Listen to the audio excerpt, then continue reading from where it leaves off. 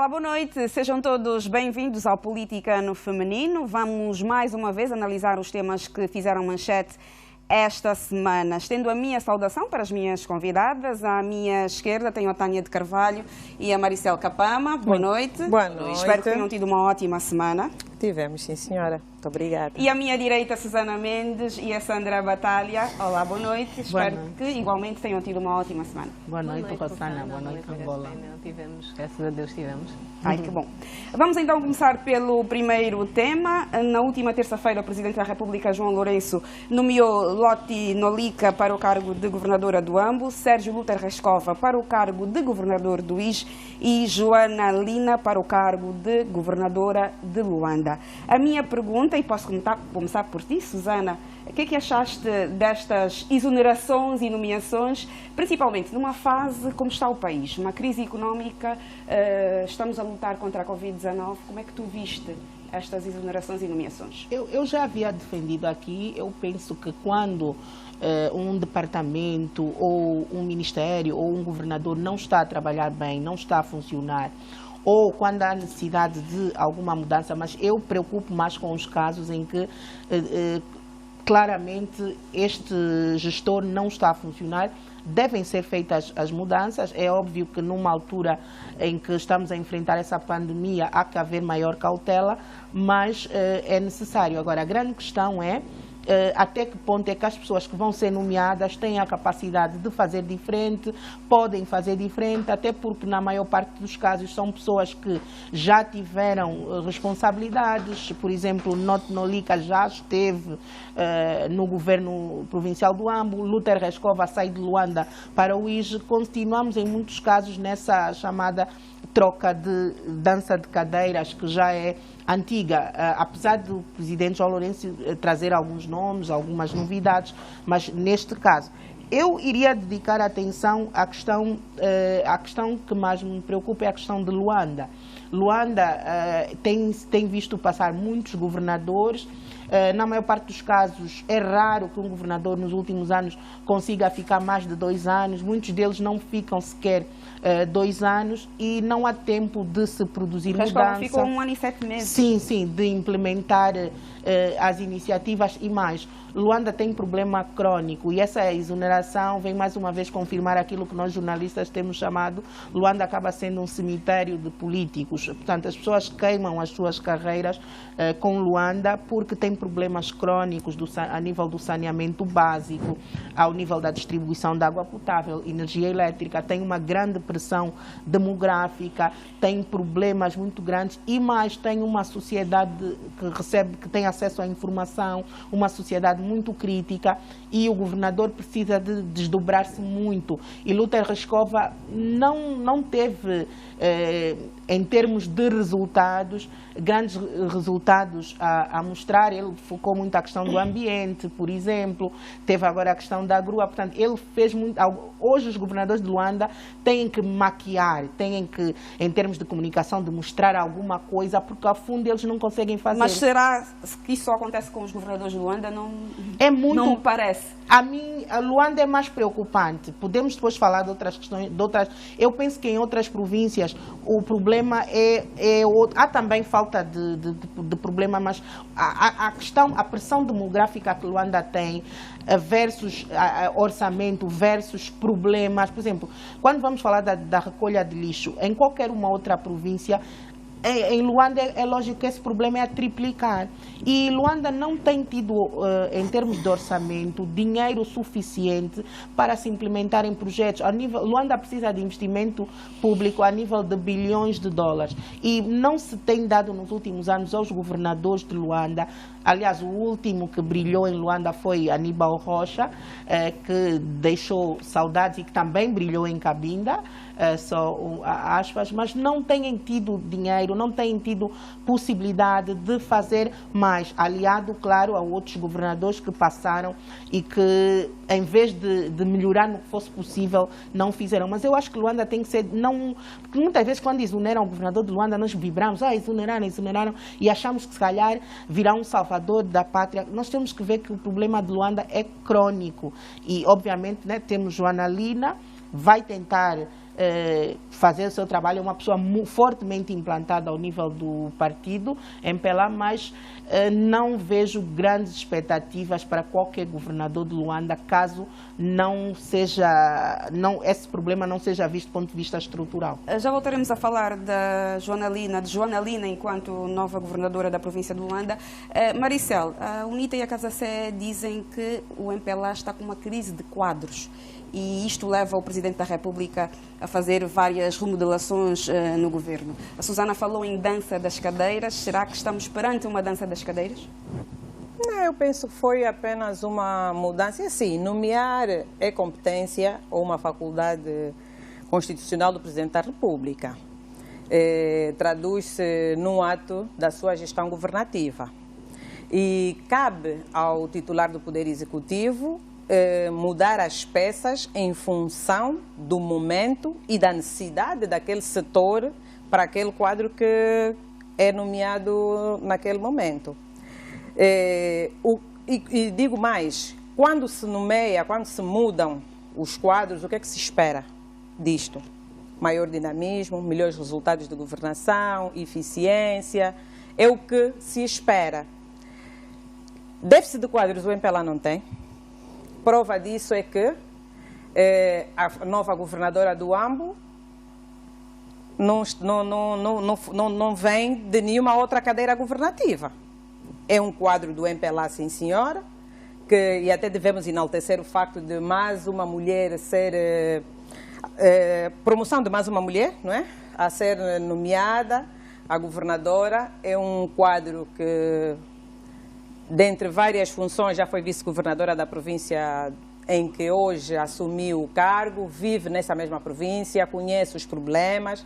Penso que com alguma serenidade ela vai conseguir resolver paulatinamente os problemas. Então, na tua opinião, não se trata de uma dança das cadeiras? Não, porque aí nem a única mudança... de alguma instabilidade? Não, a única mudança foi só a camarada Joana Lina e Sérgio Luta Riscova, porque todos os outros nomeados entraram pela primeira vez para os cargos. A camarada Loti entrou agora pela primeira vez. A doutora Elsa Barber também é a primeira vez que entra. O vice-governador de Cabinda também é pela primeira vez que vem. Pronto, acho que já tinha sido, mas já na outra governação. O secretário de Estado também é uma novidade. Então não se trata de falta de quadros e muito menos de dança de cadeiras. E digo mais que eu penso que, pronto, nessa aposta no género feminino, o titular do Poder Executivo tem estado a dar mostras de que está a acompanhar ou a seguir, né, aquelas são as recomendações das Nações Unidas, da União Africana, do equilíbrio do género. Mas há uma questão que eu senti e gostei bastante, por exemplo, na sua intervenção. Eu senti que o Presidente não está preocupado em atingir os números ou as percentagens por cotas, mas sim por uma questão de competência.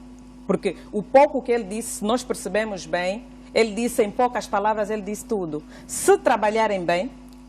Está vendo? E o que é que lhes pareceu esta afirmação de João Lourenço? É que eu estou a dizer, ele espera a competência das pessoas, como quem diz, eu não apostei em vocês por apostar, eu estou a depositar um voto de confiança em vocês como mulheres que durante algum tempo, politicamente, me fizeram crer que são pessoas com quem eu podia contar para a governação. Então, em outras palavras, não me defraudem, porque há necessidade de atingirmos as percentagens, há vontade minha, de titular do Poder Executivo, de aumentar o número de mulheres no Executivo. Mas o que eu estou a dizer, o que me deixa satisfeita é que eu senti do nosso titular, porque muitas das vezes não discutimos, não, tem que aumentar o número de mulheres, as cotas, não.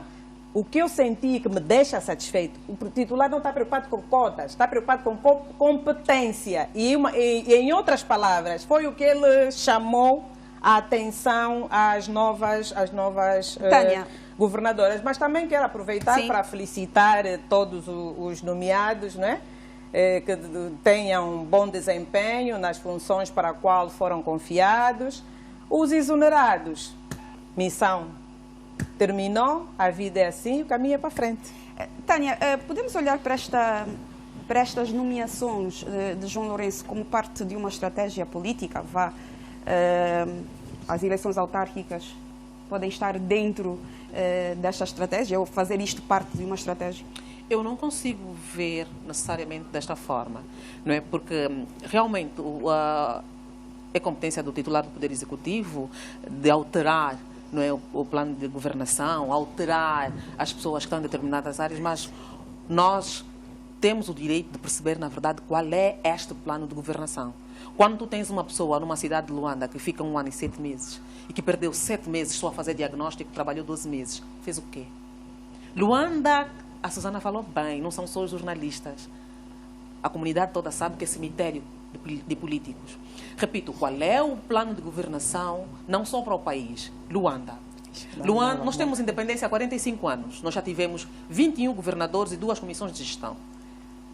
O único que conseguiu fazer e deixou saudades, como disse a Susana, não deixou saudades porque construiu o prédio, limpou a rua, não, porque conseguiu fazer 6 anos. Aníbal Rocha fez 6 anos em Luanda e teve um tempo considerável em Cabinda. Os outros fizeram 1 ano e 7.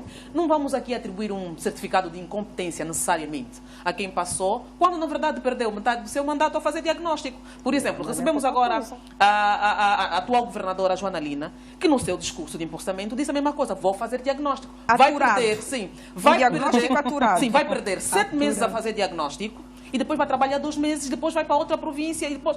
Quer dizer, é normal, mas nós temos o direito de perceber qual é o plano de governação. Luanda é complexa. Nós ainda temos aqui os poderosos que fecham rua, que vai discutir com o governador: sou general do antigo combatente. E nós estamos a ver nas coisas. E conhecemos bem os nossos munícipes, não é?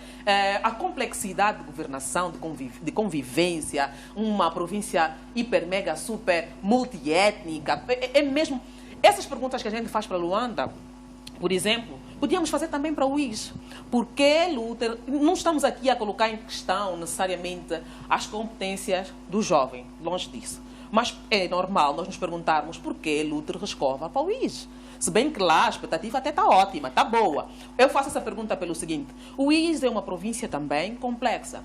O Uís tem 300 mil sobas. Deixa-me cá ver direitinho. Tu achas que isso devia ser justificada? Esta nomeação de Luther Rescova para o Uís devia ser justificada? Todas. Eu acho que o plano de governação e exonerações devia ser acompanhado com um mínimo de informação. Obviamente, o presidente não tem uma obrigação sine qua non de a cada movimentação fazer um comunicado explicativo. Mas era ótimo. Nós estamos a viver um momento bom de governação participativa, compreensão. Entender o plano de governação também é isso. É eu saber que há um plano específico para o Uís e o Luther se enquadra nas necessidades reais, não só do partido, porque ele está aí não só como secretário, mas está aí fundamentalmente como governador da província. Eu há bocado cometi uma gafa a dizer que são 300 mil, são 3 mil. Tu tens uma província que tem 3 mil autoridades tradicionais. Luther vai resolver como? Que experiência traz Joana Lina da governação do Ambo, que vai ser aplicada em Luanda, que nos deixa confortáveis? Mas por que tu dizes isso? Por que tu questionas? Porque eu sou cidadã, porque eu também contribuo para as cotas, para os dinheiros públicos, porque eu tenho o direito de ter uma Luanda melhor.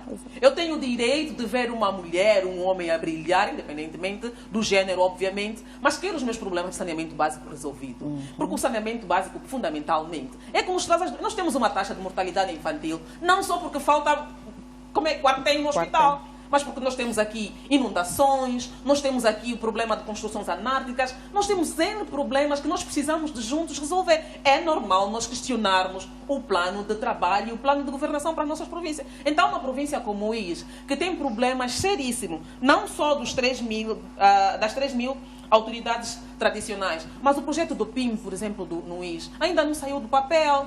Não é? São problemas gravíssimos. O que eu quero perceber, não é? Qual foi a estratégia de indicação?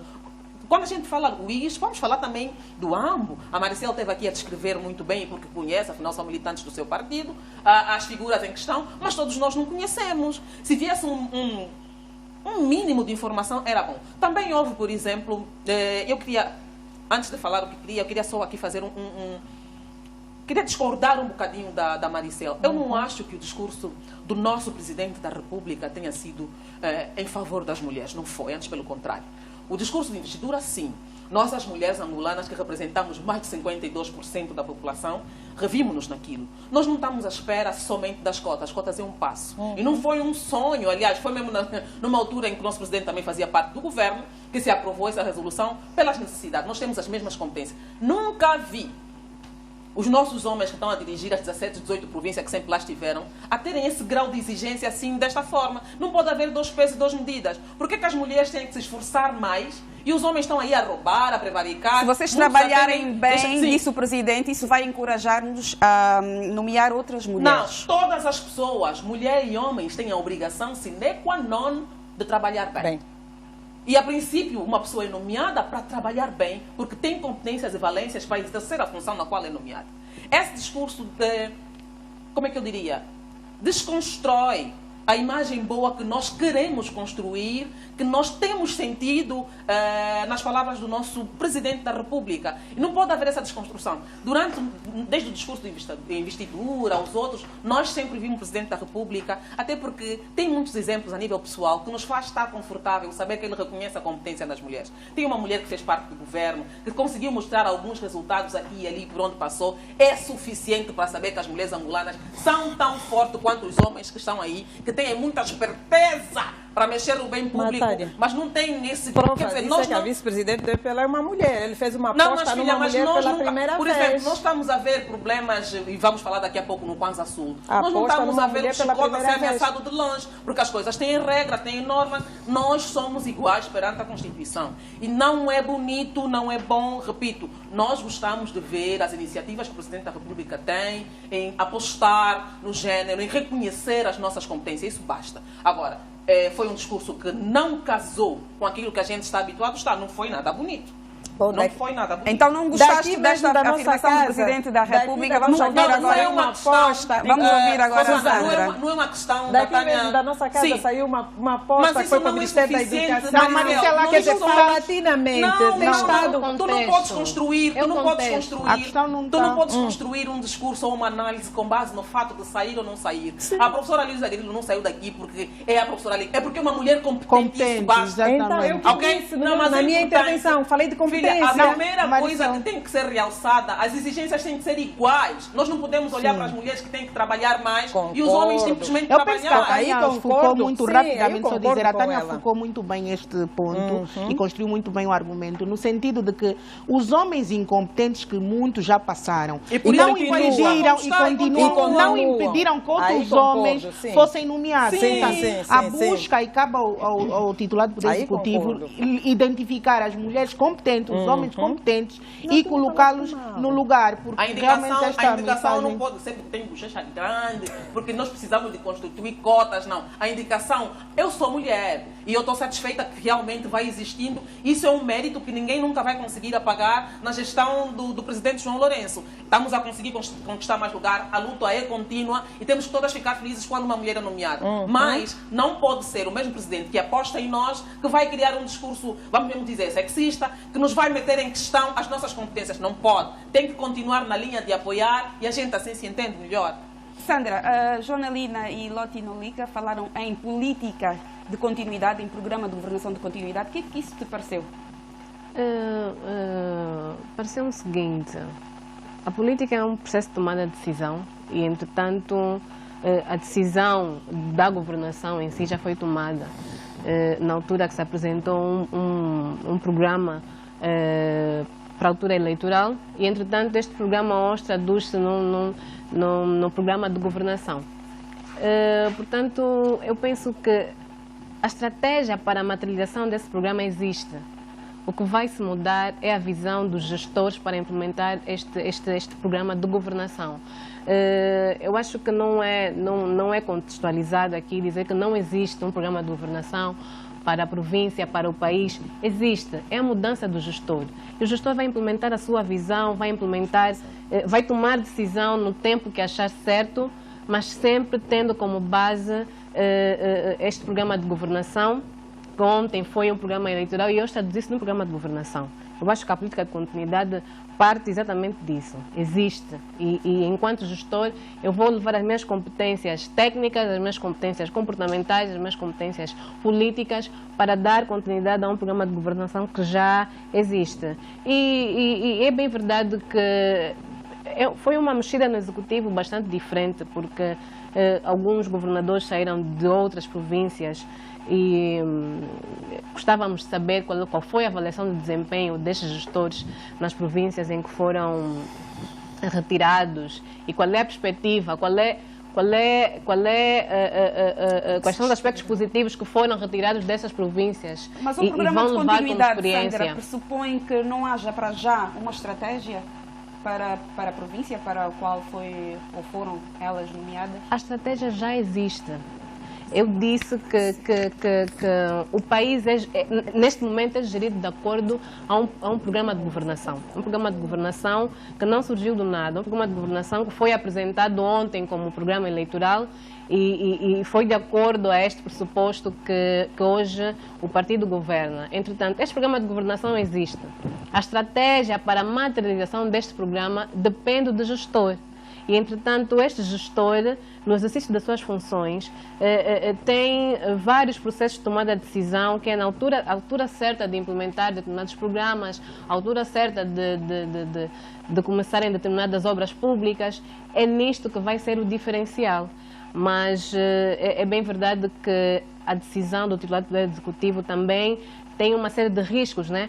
Que é a questão da adaptação do gestor, o tempo que vai perder em fazer diagnósticos e numa altura que não é porque estamos em crise devido à pandemia, mas uma crise econômica que já se arrastava há vários anos e que precisamos de pragmatismo. Não precisamos de perder tempo com diagnósticos, porque o diagnóstico vai ocorrendo e esta governação vai até 2022. Portanto, é preciso sair do caminho de perder tempo. Não podemos perder tempo no que se refere à governação para o país, e Luanda, por ser uma província bastante complexa, eu acredito que os estudiosos deste país poderão apresentar em sede própria uma forma de governar Luanda diferente das demais, pela complexidade. Há aqui um grande número de população concentrada, há problemas de saneamento básico que não se resolvem com um plano diretório muito bem elaborado, mas há aqui questões que devem ser vistas de fundo. Então, está tudo centralizado em Luanda. É isso que queres dizer? Não há tempo a perder, não há tempo a perder. Deve-se partir já para a ação e esperar-se os resultados, porque para as questões sociais não podemos esperar impactos muito longos. Os impactos devem ser imediatos, a fome deve ser tratada imediatamente, as doenças devem ser tratadas imediatamente, a forma das pessoas estarem, viverem, por causa dos problemas de saneamento básico, né? Porque não há tempo de muitas ruas, de muitos bairros, muitos distritos organizarem-se urbanisticamente falando e poder assim acomodar devidamente as populações, porque não há este tempo de se tomar a decisão e não há este tempo também de criar ou de implementar para já. Vocês tocaram aqui muito rápido na questão da grua. Isto foi um tema muito levantado nas redes sociais. Isso teve alguma influência? Eu penso que para a governação, para a governação de Rescova foi um marco muito importante, não é? Afinal, a grua tem mais ou menos a idade que ele tem hoje e ele conseguir retirar de lá. É que, independentemente de ser um projeto que já estava em carteira, que aguardava questões orçamentais, questões de disponibilidade de tesouraria, foi na época dele, né? Foi necessária a assinatura dele, foi a tomada de decisão dele que determinou que a rua fosse retirada. Então eu não vejo isso como algo negativo, eu vejo isso como um marco histórico naquilo que é a carreira política, administrativa do senhor historicamente, normalmente o governador de Luanda tem muita projeção em termos de imagem e de alguma forma sempre acaba por concorrer em relação àquilo que é a visibilidade. Historicamente, quando os governadores de Luanda são elogiados, acabam por ser exonerados. Se nós nos lembrarmos a história do Aníbal Rocha, e que todos nós sabemos como é que ele era endeusado, era elogiado, inclusive num carnaval que tivemos, foi logo a seguir exonerado. Portanto, não vamos eu não iria falar especificamente da grua, mas realmente Luanda tem especificidades em termos de governação. E quando um governador tem muita projeção, pode pender a favor dele politicamente, como pode não. Não, eu acho que não okay. Eu acho que podíamos analisar de forma diferente, não é? O processo de tomada de decisão no que se refere a mexidas do género no executivo não podem ser tomados, não é? Eu passo aqui a redundância, sem um histórico, né? Eu acho que o titular do Poder Executivo precisa de recorrer até aspectos científicos para tomar essa decisão, olhar para o perfil político, para a psicologia política do indivíduo, olhar para o contexto da província, olhar para a sociedade, pelas famílias, pelos grupos sociais em que este político vai ser transferido. Há uma série de pressupostos que vão ser levados em causa para... Eu penso que sim. Em alta governação... Nós estamos aqui fora, às vezes temos a impressão de que o país é gerido assim, na brincadeira, sem alguma responsabilidade, mas os processos são complexos. Embora tenha sido nomeado poucos dias depois da retirada da grua, não vamos imaginar que esta exoneração e consequente nomeação foi tomada do dia para a noite. Eu acho que não devíamos analisar assim, até porque em outros fóruns já se ouvia que de facto seria transferido para uma outra província. Assim, eu quero reforçar a questão que colocou a minha colega Sandra, no que toca à questão das intervenções das duas governadoras ora nomeadas, quando se referiam na continuidade dos projetos dos seus antecessores. Existe um plano de governação, como a Sandra disse muito bem. Esse plano de governação tem consigo um cronograma de ações também, que devem ser cumpridos. Então, não é tipo do estilo como muitas das vezes se diz, eu sou nomeado, então chego na província ou no ministério e faço aquilo que eu quero e bem entendo. Não. Há um cronograma de ações que deve ser cumprido. Agora, o que poderá acontecer no decorrer do desempenho das suas funções é haver alguns ajustes, algumas alterações. Se nós ficarmos atentos hoje à intervenção do titular do Poder Executivo, falou e bem na questão do reajuste do Orçamento Geral do Estado e também falou muito bem da questão da revisão do Plano de Desenvolvimento Nacional. Já vamos falar sobre isso mais lá para frente. E é agora mesmo que é o nosso segundo tema. O Presidente da República esteve hoje com a sociedade civil a analisar o impacto da Covid-19. Estiveram presentes jornalistas, representantes das igrejas, académicos, empresários, representantes também da juventude. No total foram 150 pessoas que estiveram no Centro de Convenções de Talatona. Aí está a imagem. João Lourenço, que disse na ocasião, e passo a citar, vamos trabalhar em equipa, onde jogamos cada um na sua posição, jogadores e adeptos desse clube que se chama Angola e com o compromisso de levá-lo à vitória. Gostaria de ouvir primeiro, para entrarmos já para este tema, a vossa opinião em relação a esta afirmação do Presidente da República. Tânia. Bem, eu gostei. Antes do encontro acontecer, não é? Na véspera, todos nós nos perguntávamos, será que já existe, por exemplo, um plano pós-Covid e a sociedade civil está a ser chamada para ser apresentado ou vamos juntos elaborar? E no pronunciamento que foi feito logo no princípio, sentimos que não. Pretende-se elaborar o plano, mensurar também o impacto da patologia na economia, no social e até no político nacional e o contributo de todas as áreas presentes, ainda que de forma representativa, vai ser útil para a elaboração desse plano. Aqui um ponto positivo, muito positivo. Eu gosto muito quando nós somos chamados para sermos ouvidos. Particularmente, eu acho que as pessoas que fizeram a intervenção em representação, quanto a isso eu sei que as minhas colegas vão se debruçar também, estiveram muito bem. Estiveram muito bem porque souberam realmente levar as maiores preocupações a quem de direito. Uma chamada de atenção aqui e exemplar para outros momentos. Por exemplo, para constituir um partido político, tu precisas de 7.500 assinaturas. Mas na hora de discussão de hoje é tudo a porta fechadas entre eles. Na comissão, no comitê central de cada partido, entre os políticos, vão discutir. Não há essa envolvência de discussão nós que assinamos com os bilhetes para a existência daquele partido. Era bom em momentos importantes e outras coisas, os outros partidos também aprenderem, não estou aqui a classificar a ação como partidária, é uma ação nacional, mas era bom nós termos a possibilidade, enquanto membros da sociedade civil, saber que para grandes decisões, para grandes dossiês, nós somos chamados, somos ouvidos, para juntos elaborarmos a estratégia de ultrapassar esses problemas. Todos nós devemos aprender com essa situação. Este é o ponto máximo que eu queria deixar aqui assente. Agora, foi muito resumido, foi muito rápido, podia ser bem mais discutido. Esperava ouvir, por exemplo, para além da estratégia, porque nós temos que aprender com os erros, um balanço mínimo dos problemas que emperraram o desenvolvimento social do país. Estamos a falar o impacto negativo que a doença teve, balanço estatístico, número de mortes, não só necessariamente pela patologia, mas os incidentes que têm acontecido, por exemplo, com a Polícia Nacional, a explicação, o posicionamento, o próprio impacto, o abrandamento da operação resgate neste momento, os resultados, o impacto social no dia a dia, no prato do angolano. O nosso presidente N vezes falou de situações sociais, e tivemos também representantes que falaram da fome, da carência que nós estamos a viver pelo momento, mas eu gostava de deixar pelo menos esses pontos aqui, e as minhas colegas com certeza vão melhorar. Susana, o que é que tu achaste dos discursos ou das abordagens que foram levadas pelos representantes da sociedade civil? No geral, foram precisas, foram importantes e abordaram questões que realmente preocupam nas diversas áreas. Por exemplo, a intervenção de Laurinda Oigard.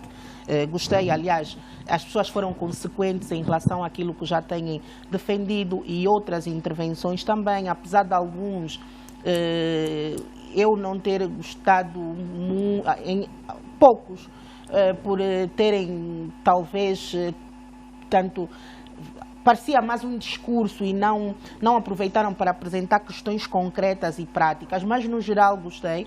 Gostei imenso também da intervenção que foi excelente e que está a ser aclamada pela sociedade no geral, do secretário-geral do Sindicato de Jornalistas, Teixeira Cândido, que trouxe uma questão premente para a classe que tem a ver com a sobrevivência dos órgãos de comunicação privados e o risco iminente que temos... A questão da publicidade. Sim. De centenas de trabalhadores poderem vir a enfrentar o desemprego, porque os órgãos não têm como suportar, uma vez que houve uma diminuição da publicidade, tem diminuição de receitas, e o apoio por parte do Estado à imprensa privada, porque o Estado apoia a imprensa pública, é algo que, como Teixeira Cândido bem frisou, está já tanto defendido e está, é algo que está na lei e deveria ser cumprido.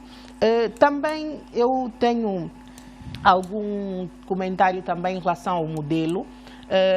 No geral, para já, mais uma vez o Presidente da República marca pela diferença. Foi muito bom ter chamado a sociedade civil e o Presidente tem sido consequente neste sentido. Já teve um encontro anterior e é positivo. E, aliás, por pouco que o Presidente João Lourenço faça, já é positivo, porque na anterior governação com o Presidente José Eduardo Santos, nós não tínhamos praticamente esse diálogo e esse tipo de eventos, o que de algum modo impossibilitou muito que houvesse esse diálogo sincero e aberto com as organizações da sociedade civil. Mas no que toca ao modelo, não foi muito positivo nós termos, portanto, fala-se em 150 pessoas, presumo que pelo menos 100 ou 80, com as máscaras, não deu para conhecer muito o rosto de todos, eram representantes de organizações da sociedade civil ou pessoas especialistas que têm opinião a dar, e só 8 pessoas, se não estou errada, é que falaram muito tempo, o que se diz 10 minutos. Podia-se ter diminuído o tempo que estas pessoas falaram e permitirem que pelo menos 8 pessoas ou tivéssemos mais intervenção, porque apesar de ter sido bem dividido, ouvimos economistas, ouvimos um sociólogo, ouvimos vários intervenientes, ficaram outras organizações por falar e ouvir, porque não é possível, é claro que não é possível que todos falassem, mas também as pessoas que falaram não condensaram tudo o que havia a falar. Por exemplo, nós tínhamos na sala o diretor executivo da ADRA, Ação para o Desenvolvimento Rural e Ambiente, que é uma organização que há anos faz faz um trabalho extraordinário de contacto com a sociedade civil, de contacto com as comunidades e que não falou. Tivemos também o representante da SOS Habitat, que faz trabalho de contacto de proteção às pessoas no que toca à habitação, combate aos Os intervenientes, na tua opinião, deviam ter sido melhor escolhidos? Eu não me atreveria tanto, porque acho que houve uma seleção, mas se tivessem dado oportunidade a mais pessoas de falarem, porque, e isso iria permitir que, se calhar, estas pessoas e outras pudessem também falar, porque não é agradável estar numa sala, ir para um evento e somente ouvir e não ter a possibilidade de se expressar. Para algumas das pessoas que lá estavam, penso que não terá sido muito confortável e não foi sequer produtivo. Penso que, claro, foi um primeiro encontro com essa natureza e com esse número de pessoas. No futuro poderá se pensar num outro modelo. O anúncio do Conselho de Concertação Económica, onde vão estar representados vários setores da nossa sociedade, o que é que vos pareceu isso? Se olharmos para o encontro do modo geral e olharmos em particular, não é, para este Conselho, o que é que vocês podem dizer? Bem, só para concluir a minha intervenção, eu penso que é positivo, eu penso é bom que se materialize, que ele seja verdadeiramente representativo no que toca às organizações ou às pessoas que possam dar contributo. E também sobre o encontro, para mim, uma nota final é que eu tenho notado, tanto no encontro anterior como nesse, a ausência das organizações que trabalham por questões de género ou que trabalhem diretamente com mulheres. Por exemplo, hoje, ao nível das intervenções, não tivemos, e há questões nós, como a Tânia referiu no tema anterior, as mulheres são a maioria no que toca à população desse país. As mulheres enfrentam problemas específicos que precisam também de ser abordados, e seria bom que num próximo encontro estas organizações que trabalham diretamente para questões de género também pudessem participar e pudessem inclusive falar também destas questões. Sandra, o que é que poderá vir ser diferente com este Conselho de Concertação Económica? Primeiro, parabenizar mais uma vez esta ação. Não vou dizer que é uma iniciativa, porque é a segunda vez que acontece um encontro com a sociedade civil, diferente do encontro passado, que foi mais restrito em termos formais e materiais, e neste encontro tivemos novamente alguma restrição, sobretudo por causa do modelo. Selecionaram, obviamente não sabemos quais foram os critérios de seleção, mas selecionaram alguns representantes de classes organizadas que compõem a sociedade civil, e não senti de facto aquela interação, não senti uma certa empatia, porque falar de sociedade civil e esperar que eles tragam, portanto, as preocupações das classes que representam, era necessário ouvir mais e ver mais interação entre as entidades que lá estavam presentes. E, afinal, concentrar todo o executivo numa sala, não é? Concentrar também uma série de aparatos logísticos numa sala apenas, para ter 8 intervenientes, não é? O tempo que se ficou lá não estás a responder à minha questão. O sentido figurativo, eu vou chegar na sua questão, lá no sentido figurado, portanto, eu penso que o formato pecou nesse aspecto. Em relação à criação deste Conselho, eu penso que será bastante importante, porque a sociedade civil deve servir também como um organismo de consulta. E na formulação das políticas públicas é preciso ouvir-se os intervenientes. E, entretanto, se a questão econômica é a questão que é considerada o motor, não é? Para alavancarmos o país, é a questão considerada como motor para combater a pobreza e promover o desenvolvimento econômico e social. Entretanto, devem ser as pessoas que fazem esta questão acontecer. As pessoas que fazem a economia devem, de facto, participar na formulação das políticas públicas. Deve-se ouvir, não só em detrimento dos critérios científicos, mas também em detrimento da própria experiência que têm em matéria de economia, em matéria de comércio, em matéria de indústria. Portanto, todos estes intervenientes que acabam por compor a questão econômica do país, que acabam por contribuir para as questões macroeconômicas do país, devem sim ser ouvidos antes de se adotarem modelos econômicos que depois podem ter um desempenho não esperado, não é?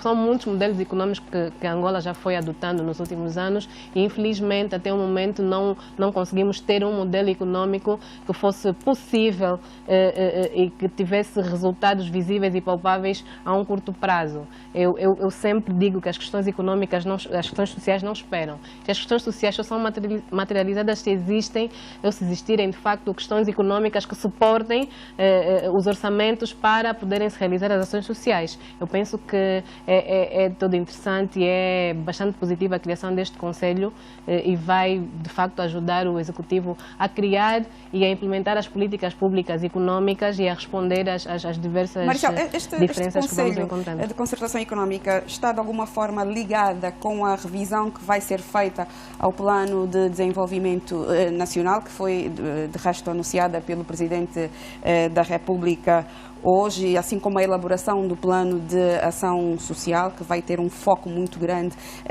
na questão do emprego, na questão da proteção das famílias? É sim. Eu felicito, mais uma vez, o titular do Poder Executivo, porque desde a sua tomada de posse não é o primeiro encontro de auscultação que o faz. Neste formato, cá em Luanda, é o segundo, mas quando visita determinadas províncias tem feito também alguns encontros de auscultação com as várias franjas da nossa sociedade. Dizer que ganhamos todos com este tipo de encontros. Por quê? Porque os intervenientes levam para o Executivo ou para este encontro aquilo que são os reais problemas que afligem a nossa sociedade. Ganha também o titular do Poder Executivo, o Executivo no seu todo, ganhamos todos, porque com este tipo de encontros o titular do Poder Executivo tem melhor a realidade, não é? Daquilo que é trago pelos intervenientes, tem uma percepção melhor daquilo que são os problemas candentes que afligem a nossa sociedade e daí haverá uma melhora. Vai poder orientar melhor, não é? Ou formular boas ou melhores políticas para a governação. Para a questão que me colocou, eu digo, Rosana, que tem duas vertentes. Eu prefiro pensar desta forma. A questão econômica, hoje foi dito pelo titular do Poder Executivo que vai ter que se fazer uma revisão do Orçamento Geral do Estado.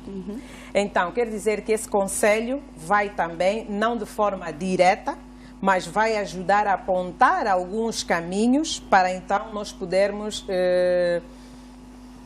olhar da melhor maneira ou como é que eu posso dizer, ou fazer uma melhor revisão desse nosso orçamento. Vamos ter várias vozes, vários estudiosos que é para poderem dar o seu parecer. Muitas das vezes nós falamos só na rua, hoje, felizmente, estamos a ser convidados, eu digo, estão a ser convidados os economistas, os homens que entendem desta área, para ajudar. E, consequentemente, também vai dar um braço à revisão que será feita ao Plano de Desenvolvimento Nacional, porque o Plano de Desenvolvimento Nacional tem várias áreas da governação, não só a área social, mas também tem a área econômica. Então, isso acho que há de fazer um casamento tanto para um setor como para o outro setor. Gostaria só de fazer aqui uma parte. É uma questão que eu penso que é importante. A Tânia não é a única pessoa que diz que o Orçamento Geral do Estado é tratado de forma fechada. Desde 2018, que o Orçamento Geral do Estado, que eu saiba, é público. E a modalidade de elaboração do orçamento também mudou. O orçamento começa da base para o topo.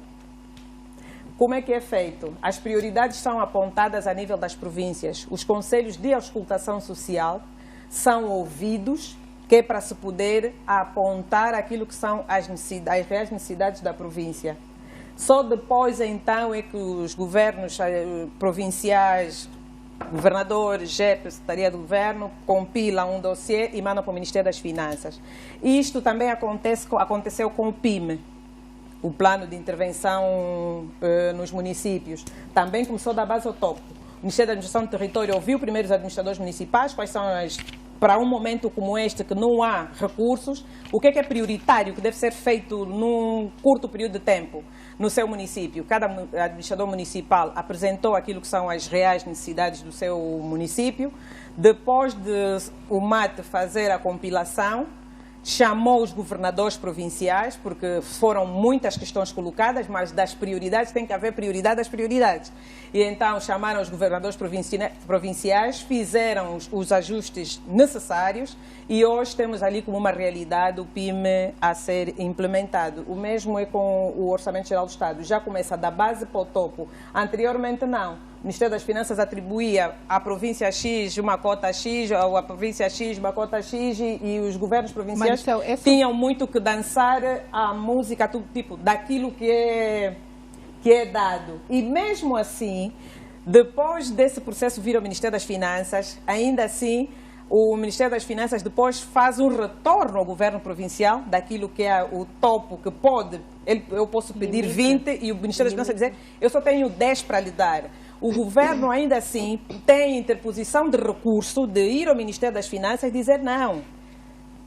Para além esse 10 para mim não é suficiente, já que não pode chegar ao 20, mas podemos tentar encontrar um meio termo. Mas esse processo é tão perfeito assim como a Maricel está a apresentar? Não é tão perfeito, mas é assim que funciona. Por isso é que ele começa. Agora, no mês de junho, vai andando por várias fases até chegar praticamente em dezembro. Ainda hoje, quando eu vinha para o programa, eu vi um primeiro secretário do MPLA num dos municípios a dizer: nós pedimos escola e às vezes nos põem no orçamento um hospital. Nós pedimos isso e mandam outra coisa. Sim. Esse processo, há uma tendência, eu já participei de sessões da auscultação sobre o orçamento, mas muitas das vezes aquilo que nós pedimos acaba não sendo colocado. Uma coisa é ouvir, uma coisa é colocar. Há esse processo, mas eu não acho que esse processo seja tão perfeito como a Maricel nos está aqui a apresentar. Vamos ter que ficar por aqui neste tema. Vamos fazer agora um rápido intervalo. Voltamos dentro de alguns instantes. Até já.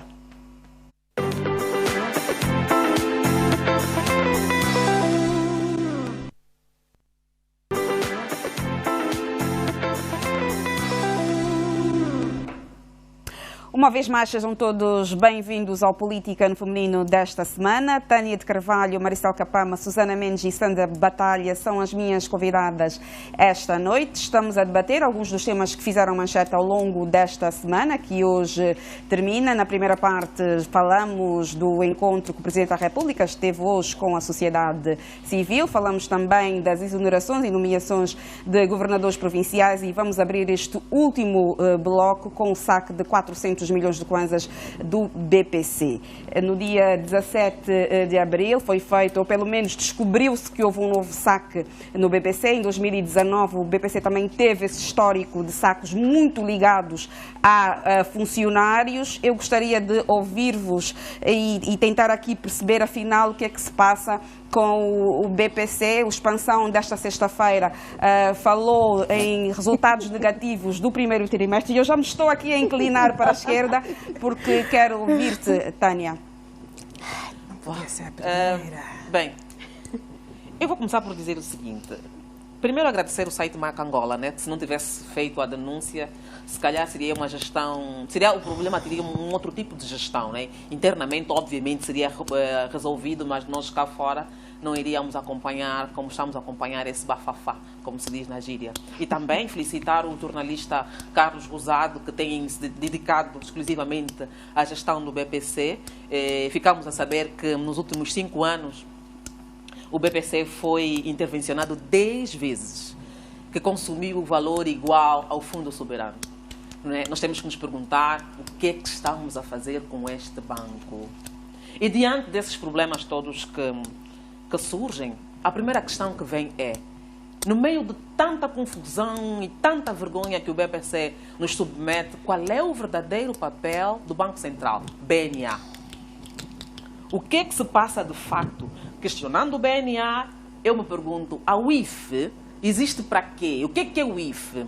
Nós, quando tínhamos lá, enquanto o presidente do Conselho de Administração, o camarada Ricardo de Abreu, ficamos a saber que houve um investimento sério na UIF. Unidade de Informação Financeira. Sim. O IFE é a Unidade de Informação Financeira. Consumiu mais de 15 milhões de dólares para comprar um software, como sempre. Os angolanos gostam de comprar coisas caríssimas e não usam. E software? Um software que podia permitir a fiscalização de movimentação de altas somas. Então, no dia 17 desligaram o software. Nós temos auditorias caríssimas. Deloitte, não sei o quê. O que é que se passa? Que desde 2017 o BPC vem sofrendo roubos consideráveis e nunca são externos. São sempre funcionários internos, são sempre pessoas de dentro a fazer e nós estamos a olhar as coisas assim, de forma impávida e serena. A atual administração, quando tomou posse, foi sincera.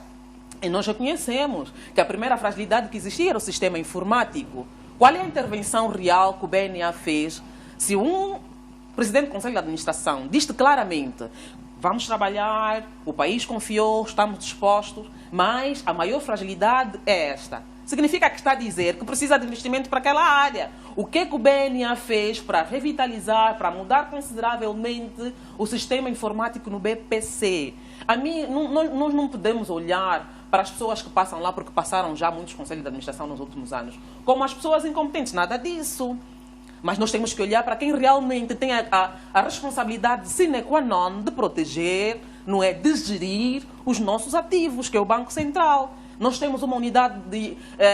o Banco Central que levou muito tempo a perceber o que tinha acontecido. Não, mas aquilo tudo é fífia. Porque a própria circular ou a do perceber BNA... ou a ser informado. Sim, não, eu não acredito nisso. A própria circular do Banco Central não é conclusiva. Ela fala de ataques externos, cibernéticos. Eu acabei de dizer que foi um problema de gestão interna. Tu, enquanto mãe, quando teu filho começa a mexer na pasta, ninguém vai te bater as mãos porque estás a ser uma má mãe, porque não levaste para a polícia. Porque tu acreditas que internamente vais conseguir corrigir o mau comportamento do filho, vais gerir a situação. Não é? Eu não vou culpabilizar se foi ou não foi, quando a gente consegue perceber as limitações da documentação em referência. Agora, o Banco Central também tem que... E aliás, o governador do Banco Central até também é acionista do BPC. Logo, conhece bem as debilidades do banco. Qual é a qualidade dos funcionários bancários que nós temos no BPC? Nós temos diretores do BPC que têm vidas largas, melhores que administradores. Tem ranger, tem família, BPC e até, eu falo de diretores e até técnicos, famílias a viver no estrangeiro, então tu pagas um salário de 200 mil kwanzas. Alguém que está a controlar transações, com um sistema fraco, quer dizer, então eu também quero trabalhar no BPC para ir tirar a minha parte. Por quê? Porque nós temos mais de 200 processos na PGR, que nenhum foi conclusivo. Então, na tua opinião, estes destaques estão muito ligados à ética dos trabalhadores do BPC? Fundamentalmente, mas eu não vou falar só da ética, eu falo mesmo da responsabilidade do Banco Central. Nós temos um Banco Central, nós temos uma UIF que fizemos investimento, balúrdios. Foi um dinheiro, tem que haver justificação. E não foi bonito, por exemplo, nós vemos o pronunciamento do governador do Banco Central. Quer dizer, praticamente deixando a responsabilidade é total dele. A responsabilidade é da UIF. Mas nós temos uma instituição que foi até por despacho presidencial em 2011, criada, muito dinheiro, muito investimento, para o inglês ver, estamos a comprar software que não sabemos usar, estamos a comprar aparelhos só para justificar os saques. Nós temos o direito, enquanto as coisas não ficarem devidamente esclarecidas, de pensar que é de propósito, porque se calhar enquanto acionistas só tem 1%, com esse roubo vão ver como é de dinheiro, vão comprar mais ações, dão-nos o privilégio de pensar barbaridades tão feias, não é? A esse nível, porque a informação não é competente. Repara, tenho aqui um exemplo. 1,9 mil milhões de kwanzas roubado em junho de 2018. Quem era o administrador do banco em 2018? Quando eu falo administrador do banco, eu estou a falar governador do Banco Central. Neste mesmo ano, 232 milhões de kwanzas, de 1 a 4 do mesmo mês. Depois vieram 900 milhões de kwanzas no mesmo ano. Tudo isso em 2017. Em 2017 ainda, a diretora da região sul do BPC, com processos altos por desvios e roubo, sempre a mesma coisa. E o governador central do BNA sabe, conhece. Então, cada roubo você não aprende nada. O indivíduo entrou aqui, você só vai esperar que as pessoas que estão na frente da administração do banco, que é sua responsabilidade, sejam responsabilizadas ou colocadas em questão. Não estou aqui a dizer que tem pessoa A, B, C incompetente, mas nós não podemos parar e ver que o banco cria condições para os próprios funcionários mexerem. Eu queria só deixar uma questão, para não ocupar muito tempo, desculpa. Por que a PGR não colabora de facto? Então, 200 processos desse tempo todo do BPC, nenhum funcionário foi julgado de facto. Que tipo de proteção está a existir? Eu vou trabalhar no BPC. Vou buscar a minha parte. Susana, brincadeiras à parte, falta aqui aí muito na deixa do que disse a Tânia. Falta aqui alguma investigação, há falta de rastreio para de facto conseguir chegar às pessoas que têm alguma culpa ou que devem ser responsabilizadas neste processo? Sim, definitivamente. E o sistema interno de monitoria, de fiscalização do próprio banco tem falhado, porque é normal, também acontece ao nível do mundo, esses tipos de crimes cibernéticos, etc. Mas por sistema, não. É preciso que se tomem medidas. E ao nível também do Banco Central, é necessário que, sabendo que este banco tem tido problemas recorrentes, que sejam tomadas medidas e que haja trabalho com o próprio banco no sentido de sanar essa questão. Porque o problema não é que aconteça, mas que aconteça de forma repetitiva. E essa situação lesou clientes do banco. Muitas das vezes, nós estamos a falar de 400 milhões, mas se calhar alguém que perdeu os únicos 200 mil que tinha naquela altura, os únicos 300 ou os 100 mil que tinha na conta, porque normalmente eles atingem um grande valor e não sabemos como é que foi, se foi um roubo a 2 contas ou 3 que tinham muito dinheiro, ou se foi um roubo a várias contas que tinham realmente e que afetaram famílias, porque até a situação ser resolvida, etc. E isso prejudica os clientes. E outra questão em relação ao BPC que me preocupa muito também, fora essa questão do roubo, é o modelo de funcionamento. Os pensionistas, muitos funcionários públicos são obrigados, aspas, a receber o dinheiro pelo BPC. Mas o BPC não tem uma rede de balcões e funcionários suficientes para atender a demanda. Ainda esta semana vimos uma fila interminável de pessoas à porta do banco à espera do dinheiro.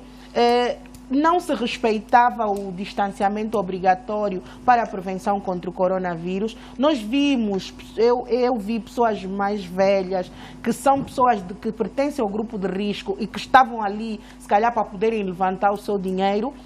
Vi grávidas ali. Isso é um risco para a saúde pública. E numa situação em que o país está a tentar fazer toda essa contenção em relação à pandemia do coronavírus, e o BPC fazer isso é inaceitável. O BPC tem que acabar com essas filas intermináveis. Esta questão das enchentes foi tocada ontem pelo Mário Vaz no telejornal, ao entrevistar o administrador executivo do BPC, Vítor Cardoso, e a resposta que foi dada é que não há cultura por parte dos clientes do BPC em relação ao uso do multicaixa. Isso é uma desculpa, porque muitas das pessoas que têm, e já acontece, têm um multicaixa, muitas das vezes vão para o ATM, às vezes o BPC é tão disfuncional que muitas vezes o próprio ATM não tem dinheiro. É claro que a pessoa pode ir tirar num outro banco e muitas das vezes vai-se pedir um multicaixa e não tem. Eles dizem que hoje não há cartões, volta amanhã. Mas a questão há um mau serviço.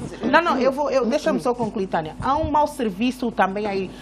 Em Angola, ultimamente, há muita tendência de, quando há um problema, culpabilizar a vítima. Nesse caso, os clientes do BPC são vítimas. Nós estamos a falar aqui de pessoas mais velhas que, se calhar, não têm muita facilidade em trabalhar com o banco online ou em trabalhar com multicaixa. É claro que nós temos que trabalhar isso, mas o BPC sabe que tem esses clientes. O problema, para mim, é que o BPC tem uma carteira muito grande de clientes e não tem uma rede de balcões suficiente e nem funcionários capazes. Vamos voltar aos 400 milhões de kwanzas. Ao que parece, ainda não está nada confirmado. Foi um saque que foi feito através das contas da Simportex, é o que se fala, mas não está nada aprovado. Ainda ontem se pediu nomes ao administrador do BPC que esteve no telejornal, mas ele alegou que o assunto corre em segredo de justiça e que não podia efetivamente avançar nomes. Mas a esta altura, sendo um banco do Estado, o cidadão merece ou não ser informado, acompanhar este processo e a julgar pelaquilo que vocês estiveram aqui a dizer, principalmente tu, Tânia, que não é a primeira vez que isto acontece, inclusive foste avançando datas, anos, ou seja, estamos a assistir saques no BPC já há anos. O cidadão deve ou não ser informado do que se está a passar? Não, posso? Sim, Maricel. Assim, segundo o meu ponto de vista, é com bastante tristeza, não é? Que mais uma vez ouvimos questões do género com relação ao BPC. É lamentável porque é um banco que não gera confiança ao cliente. O BPC tem problemas estruturais, tem problemas sistêmicos e herdados do passado e que pensávamos que era apenas do passado, mas parece-me que as coisas não querem alterar. Eu vou chegar aonde a Rosana colocou a pergunta. Com a disrupção tecnológica, o banco BPC, devido à ausência dos meios financeiros, tem dificuldade de corresponder às exigências do mercado. O BPC, disse bem a Susana, tem o problema das enchentes. O BPC tem a dificuldade de se fazer transferência do banco BPC para um outro banco. O BPC tem o problema de emissão de cartões multicaixa. O BPC acumulou a maior parte dos funcionários do Estado, que é para os seus ordenados serem creditados no seu próprio banco, mas o BPC não tem dependência nas 18 províncias ou nos 164 municípios deste país. Pessoas que vêm essa nora a sair, a deslocar-se, às vezes tem um salário de 18 ou de 35 mil kwanzas, mas gasta ainda esse pouco dinheiro que tem a sair de um município para o outro para poder fazer levantamento do seu ordenado.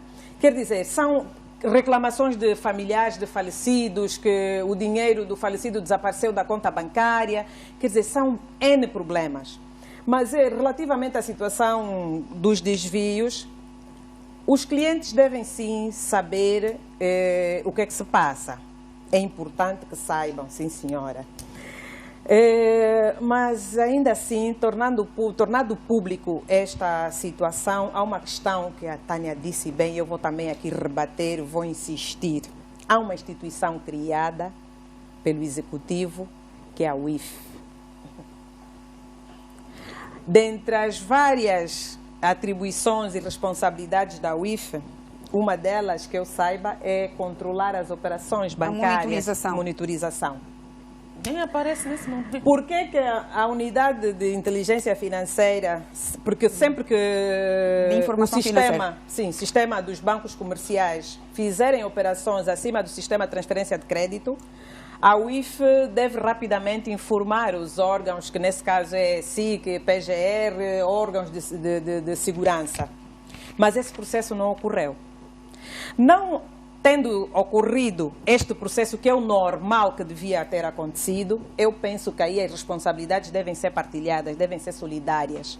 O BPC, para este problema, tem a sua conta-culpa, a sua conta-parte. A UIF também tem a sua parte, porque tem responsabilidade nesse processo. Falamos da UIF, estamos a falar do BNA. O BNA tem, em grande medida, a sua responsabilidade. Embora o governador do BNA tenha reconhecido as fragilidades do BPC, mas isso, para mim, acho que não justifica o que aconteceu e a falta de organização. Para mim, o BPC ou não tem um programa, um sistema de organização, ou se tem, pouco ou nada funciona.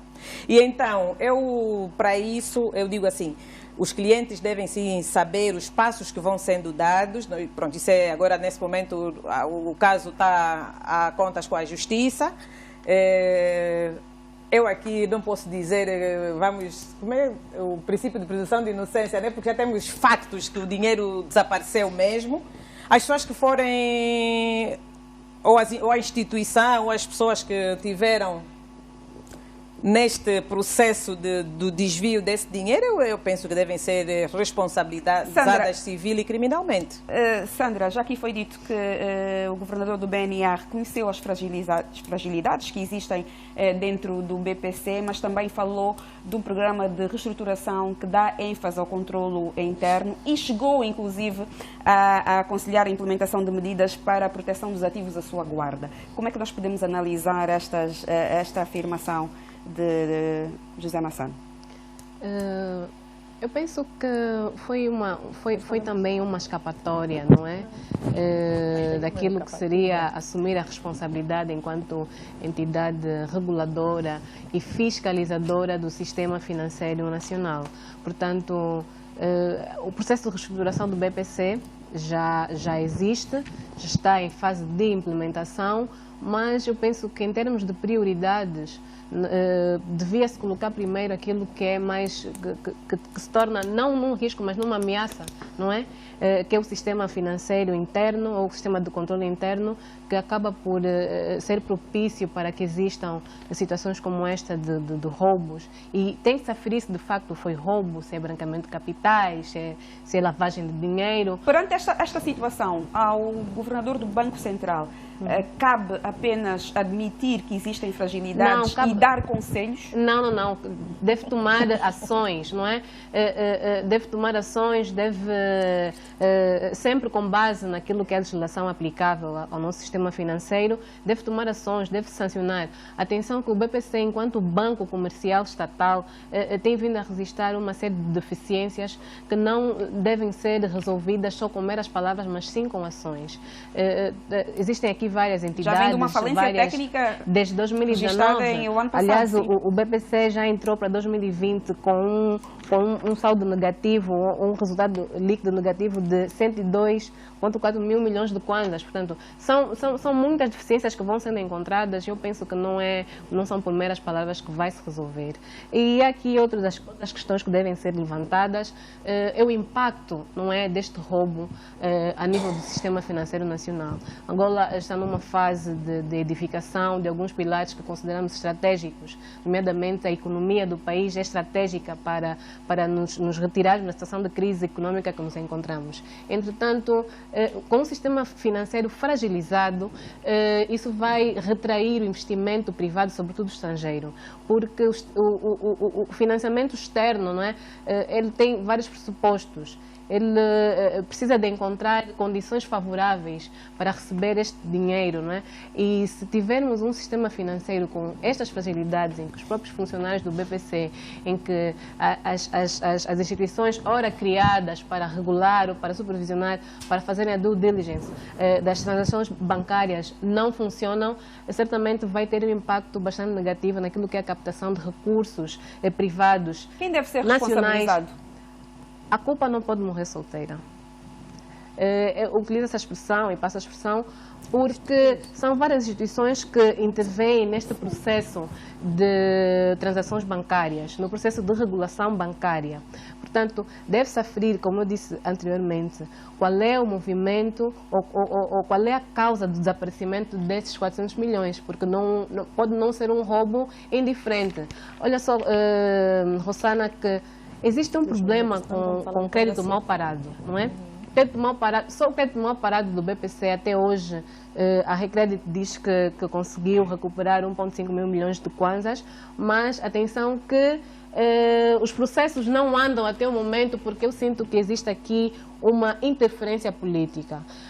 Querem de facto resolver o problema do crédito mal parado, deve-se haver aqui uma lisura, deve-se haver aqui imparcialidade e responsabilizar de facto quem foram as principais pessoas, as principais entidades que beneficiaram do banquete que o BPC proporcionou a muitos políticos angolanos, a muitas empresas de fachada que serviram apenas para dar boa vida, passo a expressão, a determinadas mulheres, a determinados amigos. Portanto, deve-se aferir de facto o que é que se passa com estes processos do BPC e retirar este punho político deste processo vai ser muito importante porque o dinheiro dos angolanos.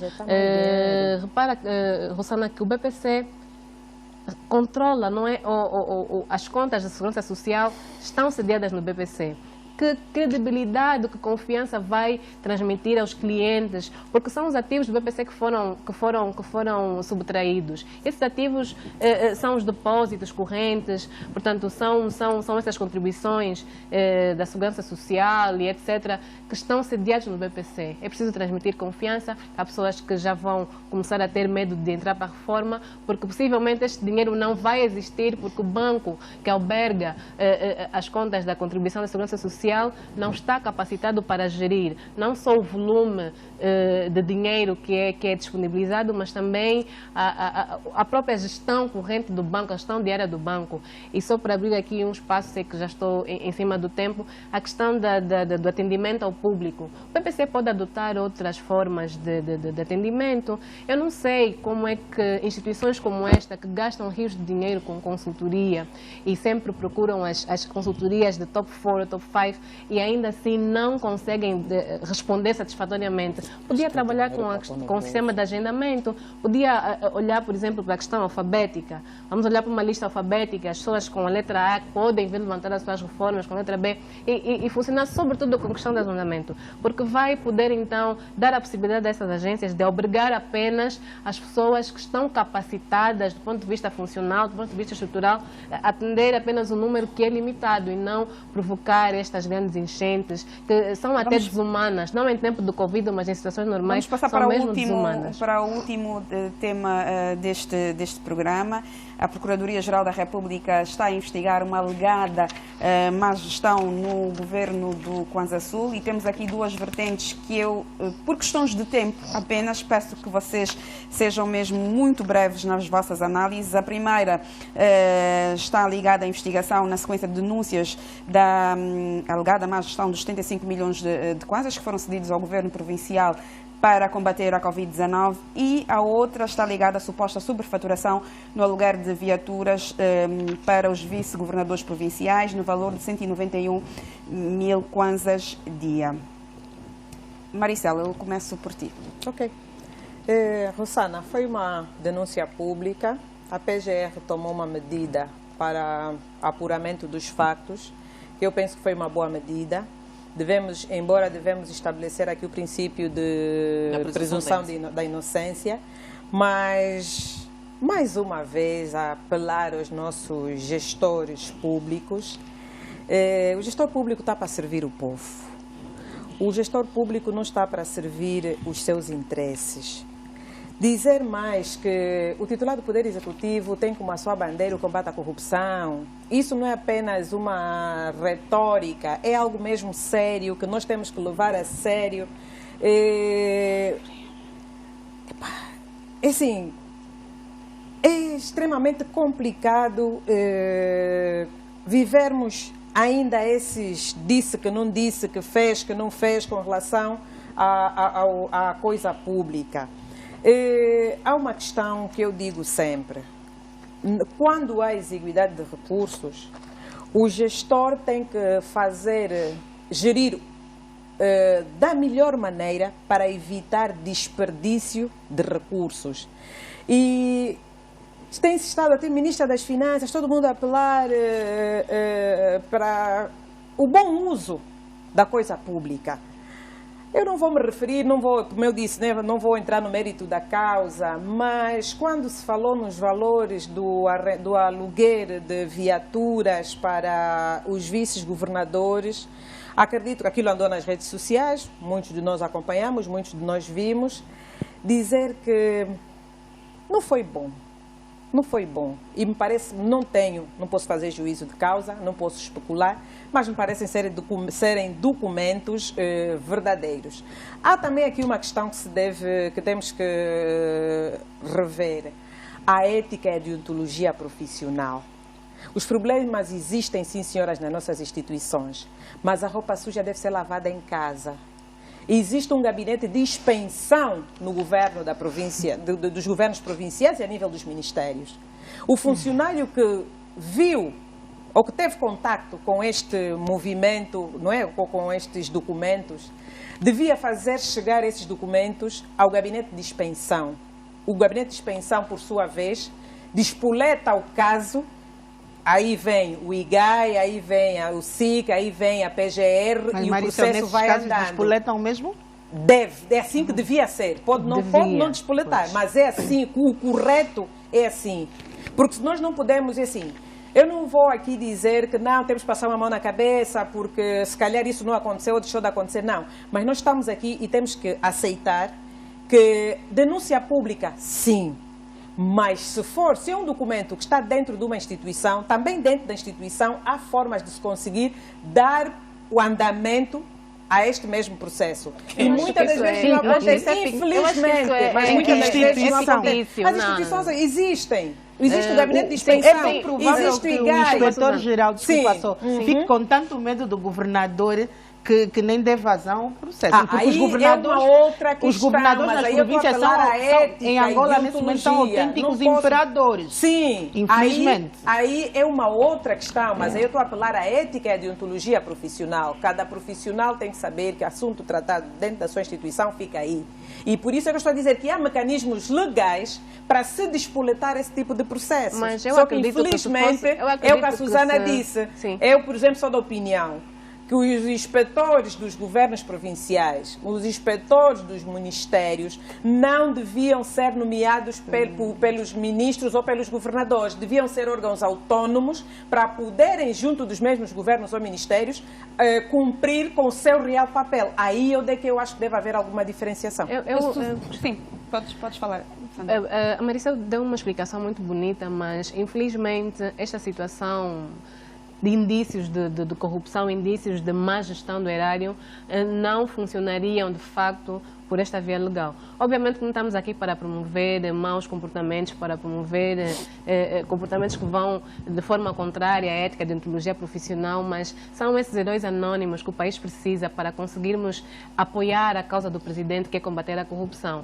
Se vierem a ser provados que a gestão do erário não foi bem feita, que a qualidade da despesa não foi aqui levada em conta, não é que o aluguel das viaturas estava acima de outras prioridades que o governo provincial tinha, de facto é uma situação bastante negativa que vai descredibilizar, vai deitar abaixo todo um trabalho que vai desde a legislação, desde a atitude, desde a formação do homem em si, E a minha para pergunta mudar a era gestão. mesmo esta, Sandra e Susana. Estamos a pedir, ou o governo pede constantemente às pessoas para que tenham uma postura diferente. Diz às pessoas que os tempos são outros, fala-se que estamos em crise, que as coisas estão duras, mas depois vemos estes casos como a nível do governo do Kwanza Sul. Onde é que está a credibilidade? Bem, dos nossos governantes? Eu acho que estes gestores não conseguem entender ainda o paradigma em termos materiais. O paradigma é diferente.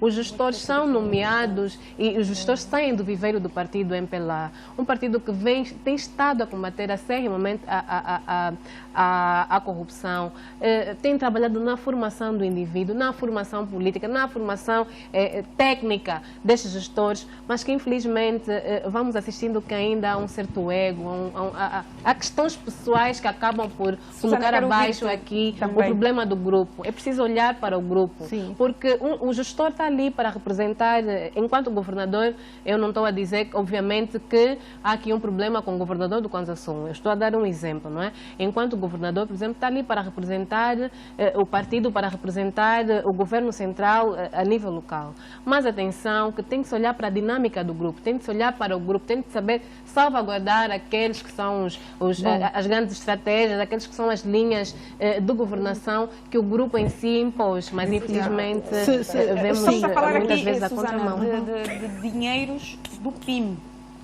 Sim, e para além disso, não temos muito tempo, eu vou tentar ser telegráfica, é a questão, fazer, em primeiro lugar, portanto, um preâmbulo é que é uma investigação em curso.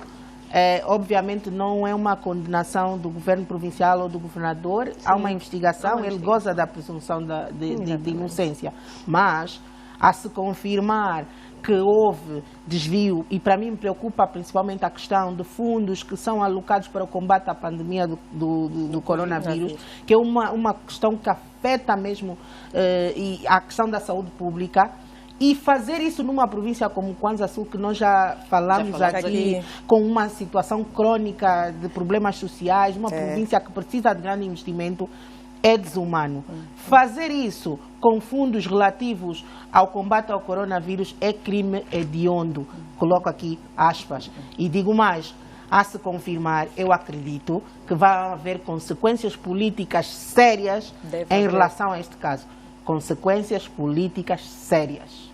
Eu acho que devemos caminhar mesmo para esta lógica de responsabilização das pessoas que têm o poder de decisão, porque entendemos que documentos sensíveis como estes e autorização de despesa não é para qualquer técnico. Portanto, deve haver sim uma capacidade técnica destes gestores de identificar aquilo que é de facto prioritário. Eu acredito que se continuarmos a ter heróis anónimos como estes, vamos sim conseguir combater a corrupção. Eu queria só aqui deixar em tom de sugestão, se calhar era necessário fazer alguma revisão em termos de legislação, a forma como se denunciam os crimes de corrupção.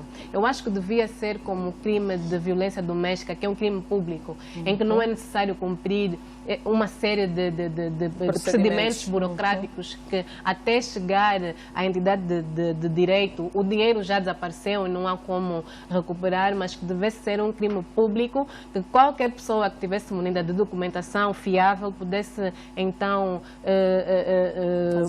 fazer a denúncia e depois ver os casos de forma mais célere a serem resolvidos. Vamos fechar a conversa contigo, Tânia. Estamos a falar aqui de várias situações, estamos a falar dos 75 milhões cedidos para o combate à Covid-19, estamos a falar da sobrefaturação do aluguer de viaturas para os vice-governadores, estamos a falar do arrendamento de uma casa de representação do governo provincial aqui em Luanda, estamos a falar também dos valores ligados ao plano integrado de intervenção nos municípios, ou seja, temos aqui um conjunto de coisas para analisar.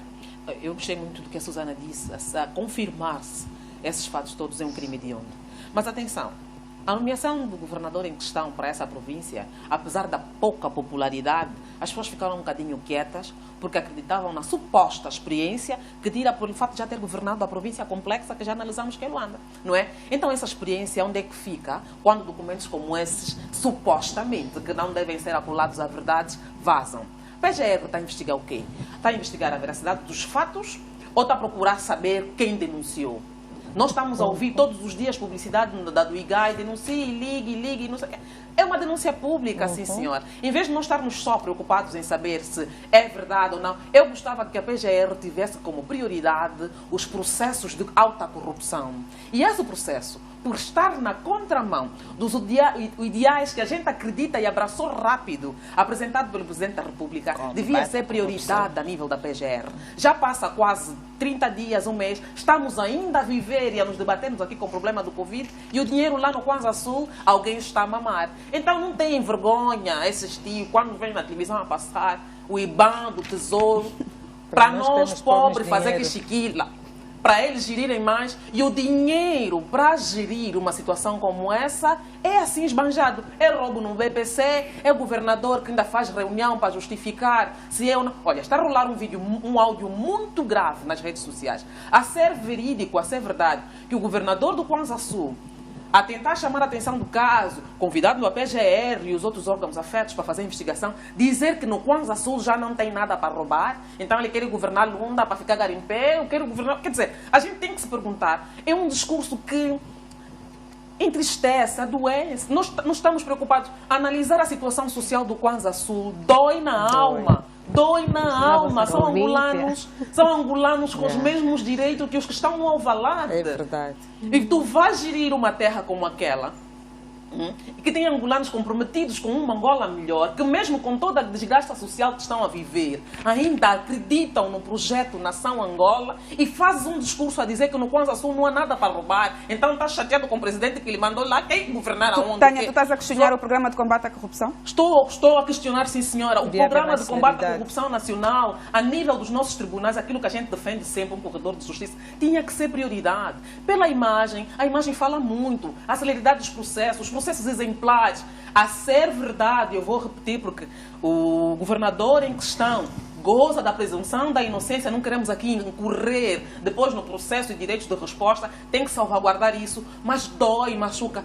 A experiência que tira de Luanda e da militância política que goza não lhe devia dar o privilégio ou o direito ou o dever, classifiquem como for conveniente, de estar envolvido nesse escândalo. E tem que baixar um bocadinho, não falo só para o governador em questão, mas para todas as pessoas que estão na mesma posição, baixar um bocadinho o sentimento de heróis, não diria heróis, petulâncias, donos da área. Você está num problema como esse, você precisa da tua juventude, você tem que sair de um escândalo como esse com os teus funcionários, com os teus governados, e dizes aqui no Kwanza Sul não há nada para roubar. Isso dói na alma, repito. Que tipo de governantes, afinal, estão apostados para respeitarem a soberania do povo? Nós é que vos elegemos, nós é que temos o poder, está na nossa mão. Kwanza Sul inteiro diz mesmo, chega, chega, vai correr bem. Quando a Susana diz que vai ter consequências políticas incalculáveis, você não pode menosprezar uma terra que te recebeu, que te acolheu para governar. Que tipo de consequências estamos a falar? Gravíssima. O telespectador não é lei. Telespectador. Não, eu posso adiantar, não é lei. Para mim, vai haver exonerações em breve. Não é leigo. Ou em breve, ou em função da conclusão do processo. É uma situação que não pode passar despercebida. Sim, ainda que os fatos sejam provados pela inocência, provas forjadas, todas as possibilidades são aqui levantadas. Mas o pronunciamento e a forma de gestão de uma crise como essa, nós temos que começar a aprender a respeitar um bocadinho mais o povo angolano. Tu não vens governar a minha província, independentemente de seres angolano igual, tens os mesmos direitos constitucionais que nós, e vai dizer que aqui não há nada para roubar. Queres o quê? Não é? Dói. Não estou a fazer aqui um discurso tribalista, porque tenho dito sempre que eu sou do Kwanza Sul e tudo mais. Isso ia doer ainda que ele dissesse isso em Malães e nas 18 províncias do meu país. Não é ético, não é bonito, não é patriótico. Mas na tua província...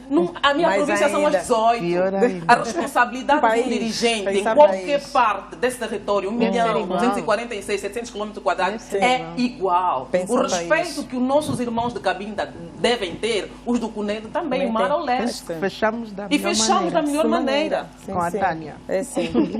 Uma vez mais, muito obrigada pela vossa presença aqui em mais um Política no Feminino. Fechamos hoje, então, com o tema da alegada má gestão no governo do Kwanza Sul, que de resto está a ser investigada pela Procuradoria-Geral da República. Iniciamos este programa com uma análise às recentes exonerações e nomeações dos governadores provinciais. Foi assim um momento, então, em que as nossas convidadas passaram aqui as suas opiniões e as suas análises assertivas a estes temas. Desejamos a todos a continuação de uma ótima sexta-feira. O Política no Feminino regressa na próxima semana. Bom fim de semana.